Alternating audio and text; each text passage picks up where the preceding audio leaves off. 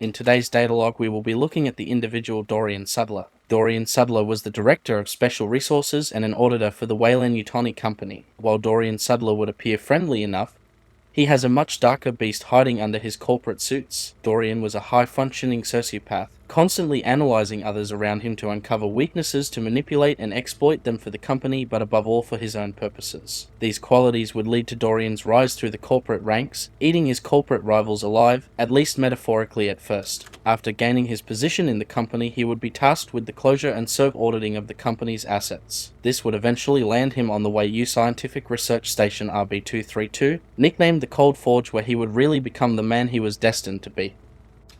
Dorian grew up in the United Americas country of the USA within the city of Boston, Massachusetts. From a young age, Dorian made a hobby of traditional visual art, which would develop into a meaningful and emotional passion for a variety of art forms in general. By the time of the Cold Forge, Dorian Sudler would travel with a set of canvas and paints in order to express his passion. However, this would be the extent of Dorian's more emotional side. In every other facet of his life, he would grow to disdain everyone and everything. Art was the only time in his life he could be honest, coming to see others' worth as a quantifiable figure based on how he could use them or what he could take from them. How exactly he developed these sociopathic tendencies is unclear, but it's likely due to something with his upbringing, although it is hard to say. As always, there is the nature versus nurture argument. Eventually, Dorian would start work within the Weyland-Yutani Company and rapidly progress through the ranks, manipulating his rivals to crushing defeat and securing himself a prime position through cutthroat corporate actions. Sudler would eventually reach the position of Corporate Director of Special Resources and become one of the company's prime auditors. One of his original assignments had the director placed at a massive steel smelting operation outside of Johannesburg.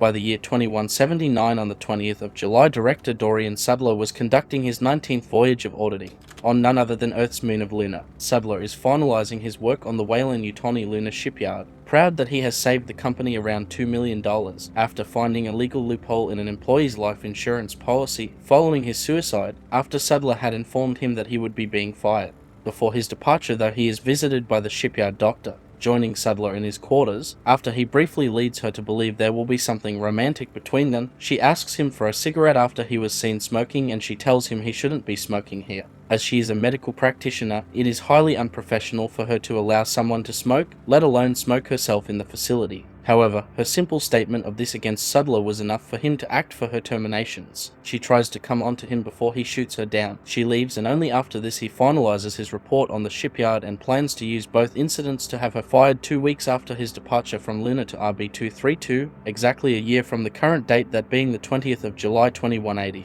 His trip to the Cold Forge would be his 20th journey and was to correct the poor performance seen as of yet on the station.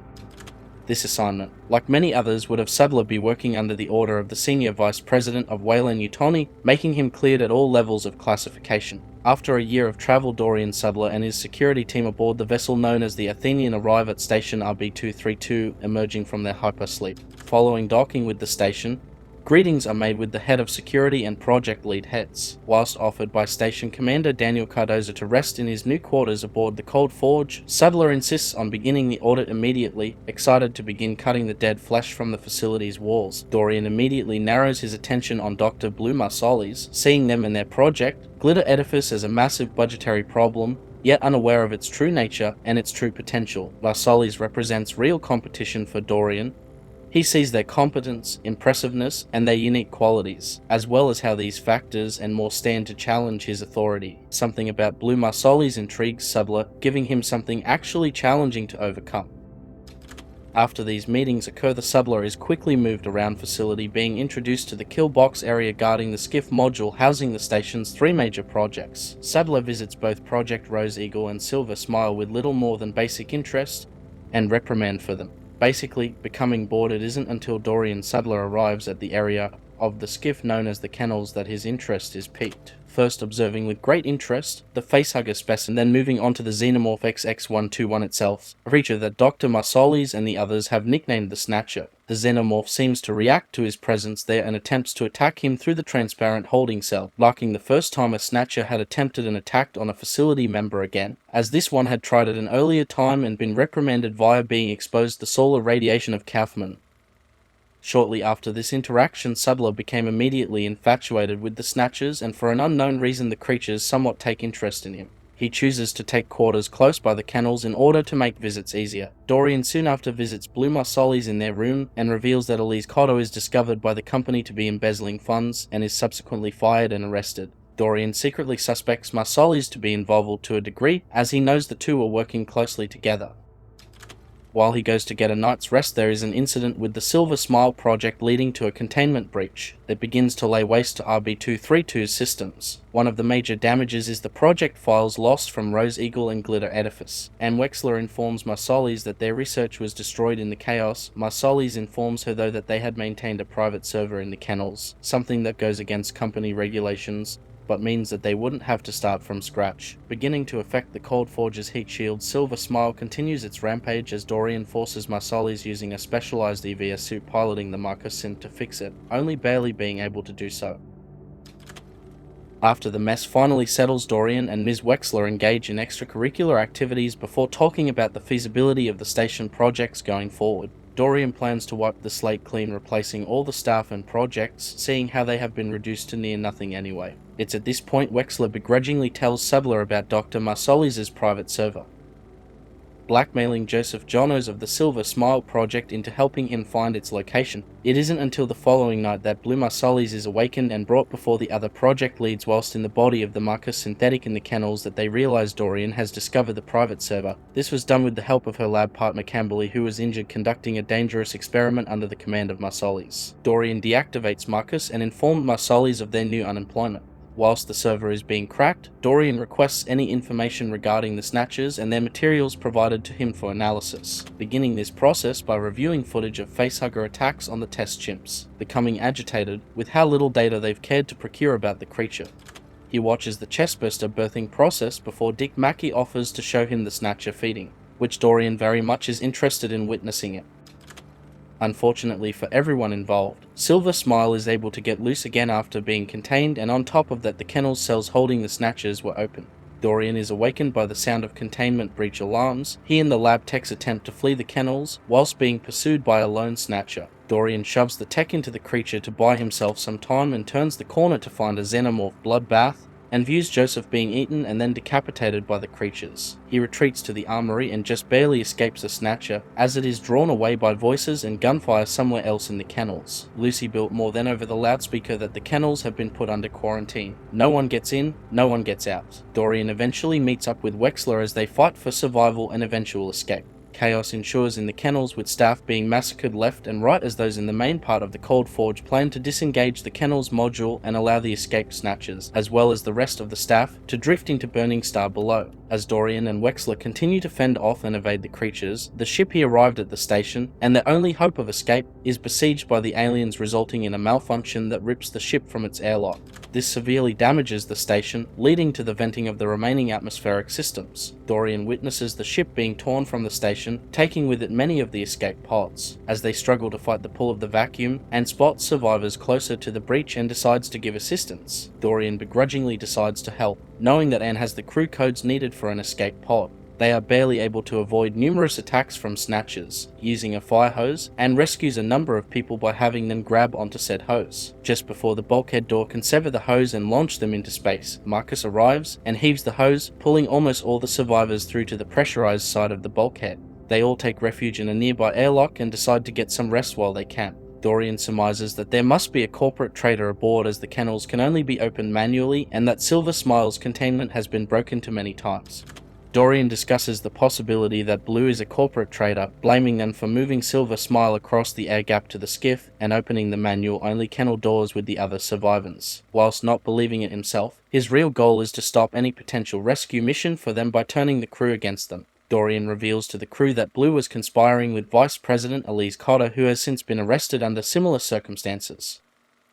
Eventually, the station loses control of its gravity drives due to further Silver Smile interference. Marcus, Javier, and Dorian plan to venture to Titus's server core to perform a hard reset to hopefully rid Titus of Silver Smile and avoid the virus potentially venting the survivors into space, as well as potentially identify who has been screwing with the station's systems. In addition, they plan to send Anne and the other survivors to the Rose Eagle project to hopefully establish some form of communications in hopes of rescue. Dorian's and Javier uncover the saboteur was likely Lucy Biltmore before Javier is snatched away, and Dorian allows it to happen. Meeting up with the others at the Rose Eagle Labs, he finds them pointlessly attempting to repair communications. He sees their efforts as pointless and pathetic. He hatches a plan to separate him and Wexler from them, to ditch them and escape together, citing they needed to make a supply run. When talking with Anne, Dorian begins to fantasize about crafting Anne into his perfect mate, someone as dark and depraved as he is. He then tells her about Blue's boss, Elise, and how she was found to be conspiring with members of the Sorensen Corporation, attempting to drive a wedge between Anne and Blue as they two had a previous relationship,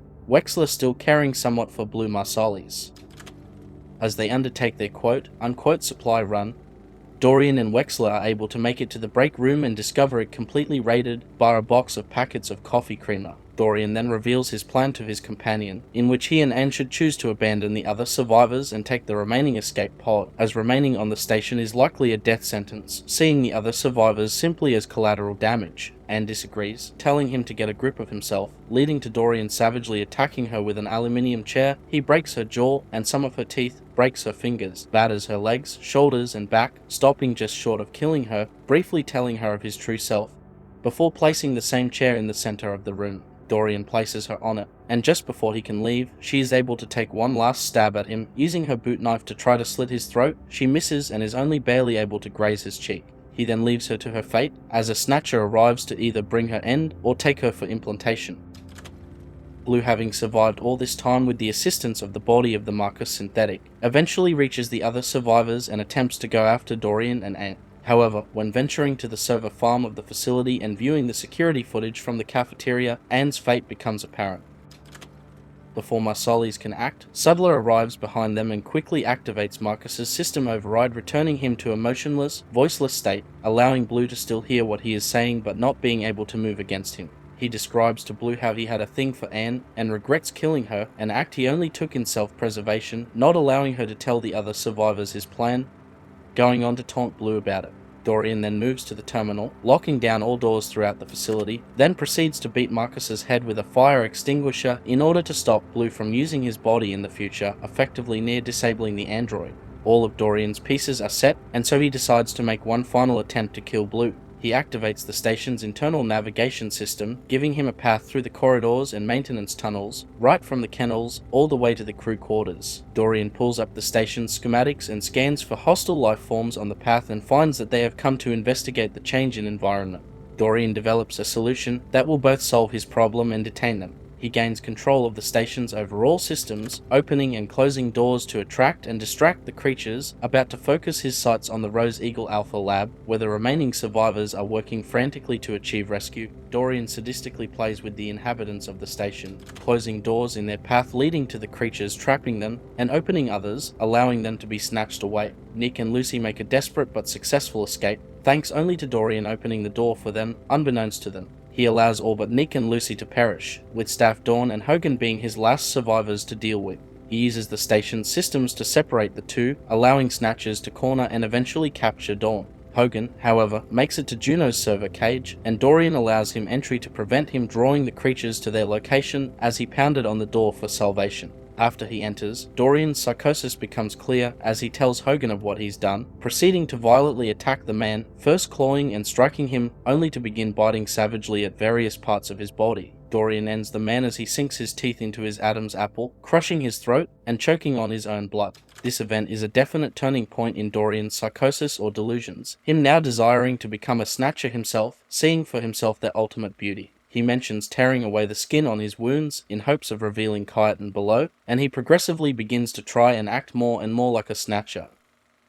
Dorian then makes for the surgical lab to greet a timid Nick and Lucy, and after failing to explain his absence, Nick catches onto the fact that Dorian was likely the one to have caused most of this mess. In response, Dorian savagely attacks Nick, beating him to a pulp and forcing him into a flash freeze chamber. He then sadistically forces Lucy to say that she wants to live at Nick's expense, so Dorian flash freezes Nick with aerosolized liquid nitrogen, freezing his exterior, killing him, followed by Dorian smashing his skull apart. He informs Lucy that he is falsely under the employ of Sorensen sent here to extract her from the station, only to use her to uncover her escape pod codes so that he can escape the station. After convincing her, Dorian and herself begin their journey to the escape pods as a power loader Mech attacks him. revealed to be piloted by Dr. Marsoli's remotely, much like the Marcus synthetic. The mechanized contraption tries desperately to squash Dorian to death. The commotion draws more snatchers that distract the loader enough that Dorian and Lucy are able to make an escape whilst the snatchers attempt to destroy it. On their way to the escape pods, they must move through the depressurized area of the station using pressurized suits. Dorian threatens to burn Lucy in the exposed light of Kaufman if she doesn't reveal to him in that moment her escape pod code, which only members of the station possessed. After Dorian gets Lucy's code, he removes her helmet, decompressing her suit, then kicks her into the light of Kaufman, watching her exposed face burn and boil away to nothing. Dorian then witnesses the power loader dragging an egg crate, presumably going to meet up with Blue, and so decides that as long as they are alive, he cannot leave the station. As Blue continues to drag herself through the hallways toward the escape pod, she contacts Marcus and he informs her that he has arrived at the escape pod and also warns her that Dorian is on his way, likely to kill them. But before Blue can think of a way to beat him, Dorian arrives, calling out to them with venom in his voice. He finds Blue on the ground and throws them into the crew quarters, bashing and beating them, being careful not to be too violent as to kill them too quickly. Blue attempts to jam their entail-jector into his carotid artery and inject him with a lethal dose of painkillers. However, the entail-jector detects he is the wrong recipient and halts the injection. Dorian begins beating and torturing her, slamming her onto her medical bed. Dorian rips free the bed's painkiller injection system, ensuring Blue feels everything, and then asks them how they released the snatchers from their kennels, claiming they must have used Marcus. Blue denies this but realizes that the saboteurs likely connected to Marcus remotely and had him release the snatchers, explaining why much earlier Marcus was found near the kennels when she connected to him.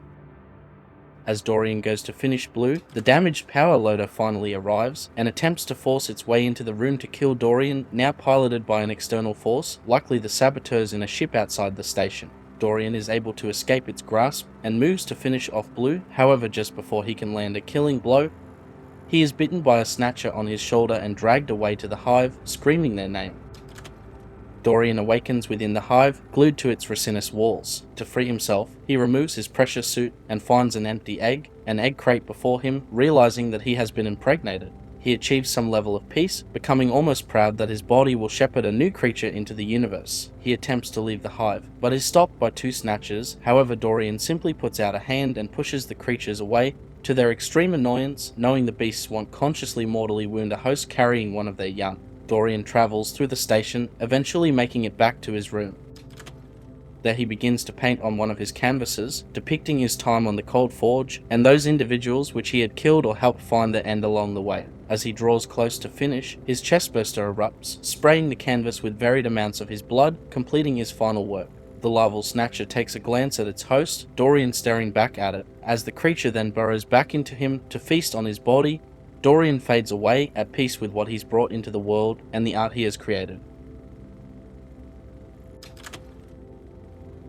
If you really want to support what we do here and gain a bunch of awesome rewards, consider joining as a Project ACHERON channel member like company representatives, the Sith Lord 906, Lewis Perkins, and Jack Fleming Jr., or like our team members, Raunchy, Ambrosia, and Karl from the War Game Bootcamp.